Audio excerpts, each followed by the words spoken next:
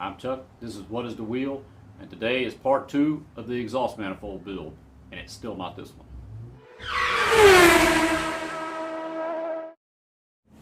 Alright, I've got the flange trimmed down and rounded off. There's not a whole lot of material left here to get it to clear the fins on the head, but you know, you do what you got to do. I've got my Peterson Fluxes #1 blue, which I'm going to use for flux. I've got my freshly cleaned brazing rod, because I'm going to braze this, and then I'm going to go braze it where nobody can watch me, because it's been forever since I've done this, and so it might be embarrassing, which is actually the reason why you do shoot this stuff. Alright, I decided I would embarrass myself and shoot this, but I also realized I'm almost completely out of acetylene, so this might be a really short trip. There.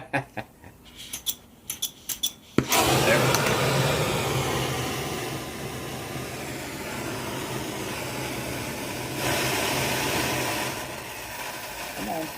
There we go. Ah, man, I might not be able to do this. I might not have enough acetylene left to do this. Nice and smoky. Alright.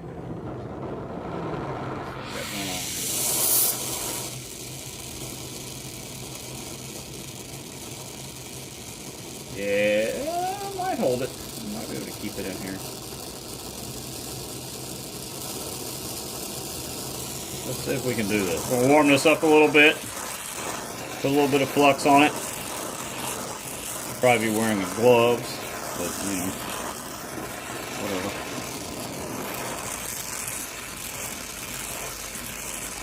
Alright, that's a little hot. Put a little flux all the way around there.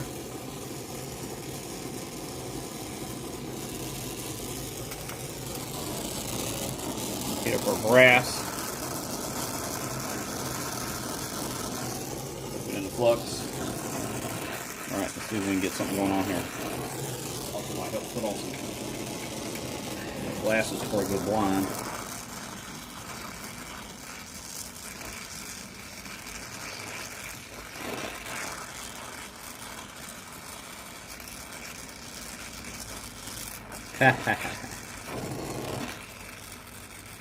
It's fun because this little stub here is way thicker than the thing I'm brazing to. So I got to put about 90% of my heat into.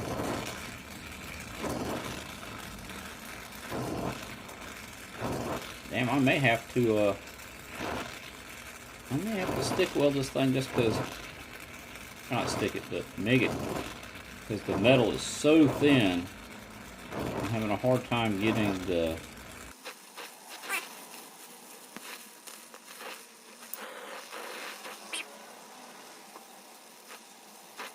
so apparently what I should have done.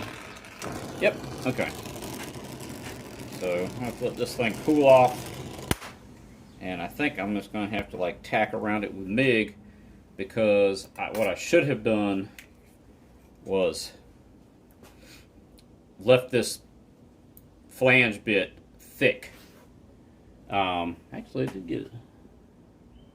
Man, I don't know. Torn here.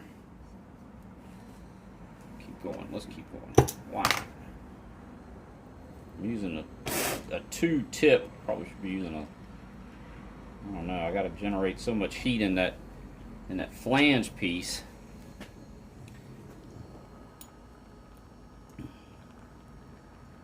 Like, you know, you change the angle, how much heat you're putting in by changing the angle of your nozzle, and I mean it's almost like it's got to be straight into the piece of tubing, because the flange is so, I cut so much material out of the flange.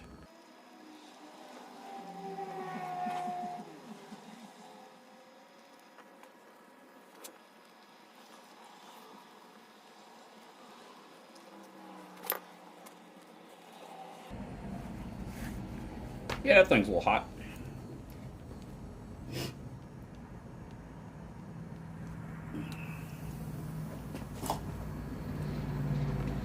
Also doesn't help like my haven't brazed in so long. My regular brazing goggles have the strap broke, so I'm having to use a pair of glasses on top of my regular glasses, and I cannot see diddly.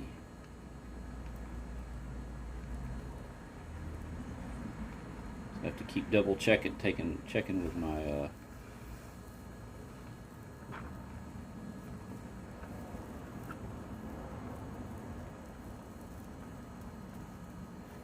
keep taking my glasses off. The ones that are actually protecting my eyes, I have to keep pulling them off so I can actually see what the heck I'm doing here.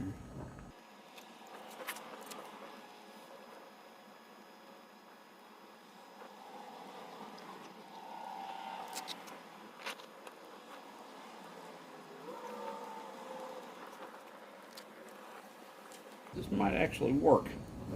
Probably not going to be able to see anything tomorrow. But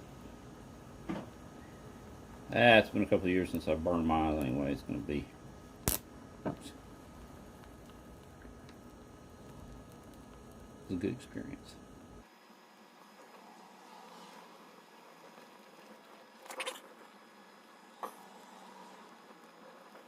Alright. Well, it worked or didn't. And as always, as soon as you get done with something like this, you're just going to grab it with your bare hand.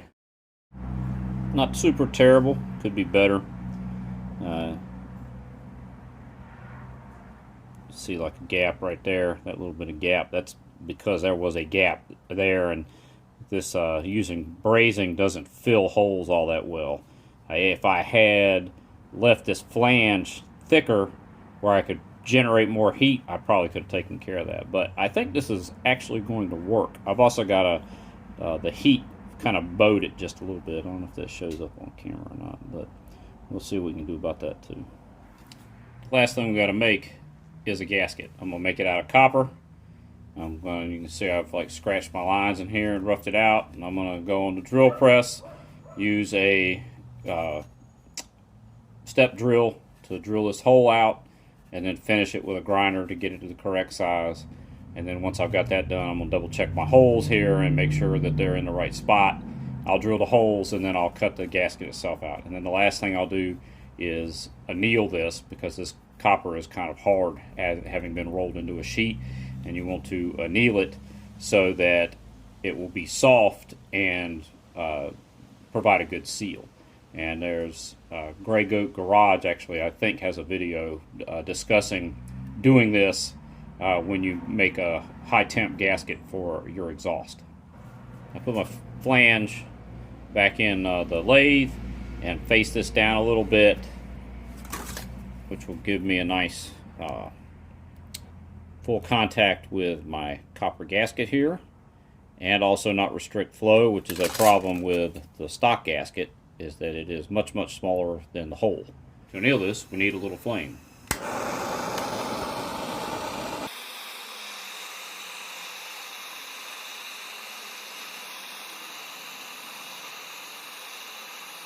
I almost forgot, you of course want to immediately handle this once you have annealed it. Alright, I had to step these bolts a little bit to get them to clear at the base of the flange. I just put them in a lathe and cut them back some. I also had to shorten them a fair amount. They were just too long and bottomed out in the hole in the block. Then I also had to cut the sockets down a little bit to get them to fit. And don't forget to take out the piece of towel that you had plug into port so you wouldn't get anything in it. No, take that out so it doesn't surprise you why it won't start several weeks from now. Well, it took 2 episodes, but I got it on there. Does it work? Yeah. Works. Looks pretty cool. And honestly, I'm not really 100% or even 50% happy with how it turned out. It does the job, but I don't I don't like the quality of my work. This is the biggest issue. It's like usually when I do something, even on the first try, it turns out pretty good. Like I didn't really do an episode on this torque converter guard, but man, that turned out pretty good for one try. That's the first time I even used a bead roller. But the flanges on this thing, I'm just not super happy with it. So I'm probably going to end up doing another one. But it does do the job. As always, like, subscribe, comment. Send me a comment telling me what a terrible job I did brazing that thing. And everybody have a great day.